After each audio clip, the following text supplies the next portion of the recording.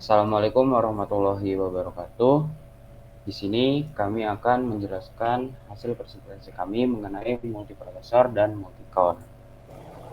Tapi sebelumnya kita kenal dulu kami dari kelompok 5 yang beranggotakan yang pertama ada Afidiana Sumakarta, yang kedua ada Evan Oksana Wirapratama, yang ketiga ada Dani Wahyubuana, keempat ada Muhammad Askaubila Fase, dan yang kelima ada Rakan Fadil Prameta. Di sini kami akan membahas tentang yang pertama apa itu multiprosesor, yang kedua apa itu multicore prosesor, dan yang ketiga keuntungannya, dan yang keempat adalah kesimpulan. Yang pertama multiprosesor.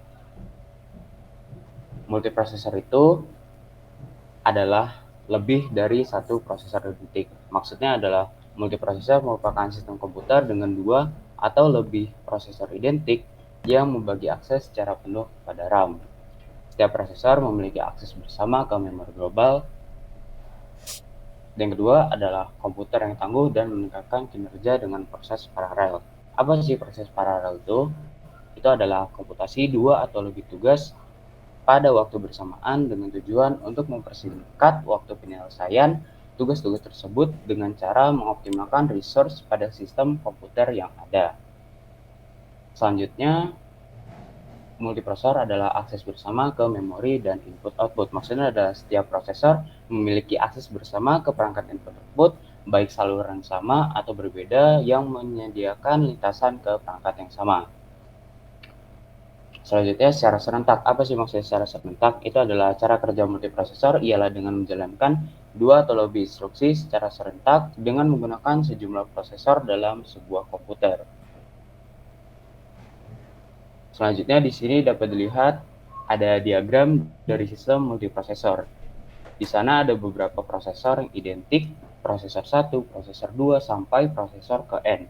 Cara kerjanya adalah dengan membagi dan mendistribusikan memorinya setara dalam satu waktu.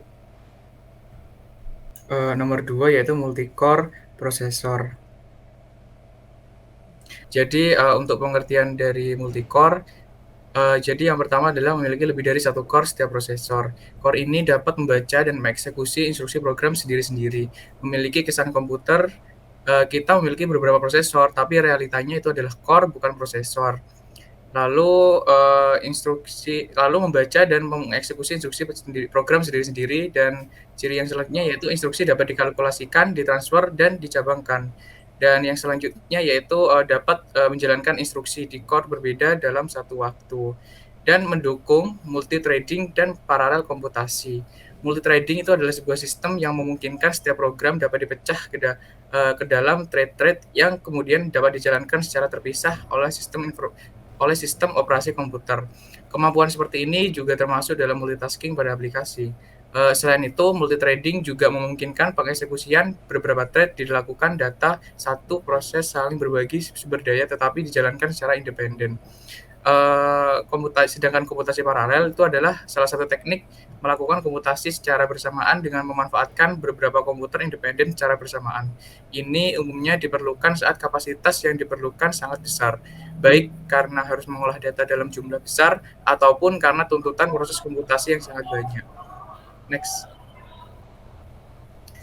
Oke, ini adalah gambaran dari alur kerja multicore. Dapat dilihat di sana terdapat lebih dari satu core yang terdiri atas memorinya sendiri-sendiri. Next. Selanjutnya ada keuntungan. Yang pertama ada keuntungan multiprosesor. Yang pertama ada peningkatan throughput yang pertama ada peningkatan throughput.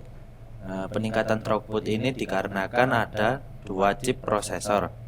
Yang kedua ada economy of scale atau ekonomis. Yang ketiga ada lebih handal. Kemudian yang keempat mempunyai cadangan. Ini mengartikan kalau ada satu chip rusak, masih ada cadangannya. Yang terakhir adanya parallel processing.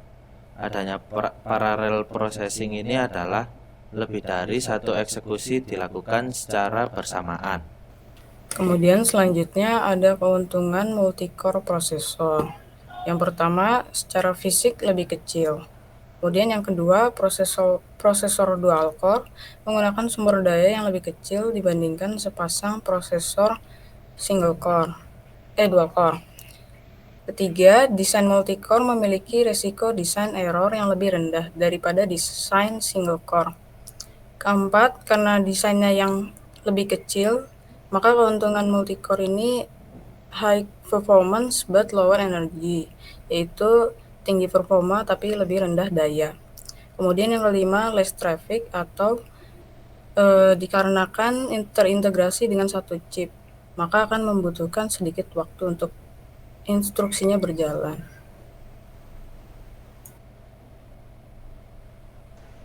Oke, selanjutnya kesimpulan perbedaan dari multiprosesor dan multi-core prosesor. Yang pertama, multiprosesor merupakan sistem komputer dengan satu atau lebih CPU identik yang membagi akses secara penuh kepada RAM. Karena lebih dari satu prosesor, maka meningkatkan jumlah suatu proses dalam satu waktu atau pertambahan throughput tanpa meningkatkan daya komputasinya. Selanjutnya, multiprosesor bertugas untuk server dengan komputasi tinggi. Yang kedua, multi-core processor adalah sebuah CPU yang memiliki lebih dari satu core, digunakan untuk memproses data yang di-input, seterusnya akan menghasilkan output. Dan prosesor tersebut akan selalu terhubung dengan perangkat komputer lainnya seperti hard disk atau RAM. Lalu multiprosesor bertugas untuk pengelolaan aplikasi. Lalu ada pertanyaan lagi, yaitu Core i3 itu termasuk multi-core atau multiprosesor. Core i3 termasuk multi-core karena terdiri dari lebih dari satu core. Yang pertanyaan terakhir yaitu contoh produk multiprosesor yaitu server. Oke, sekian presentasi dari kelompok kami. Bila ada salah kata atau kelebihan kurang, kami mohon maaf. Wassalamualaikum warahmatullahi wabarakatuh.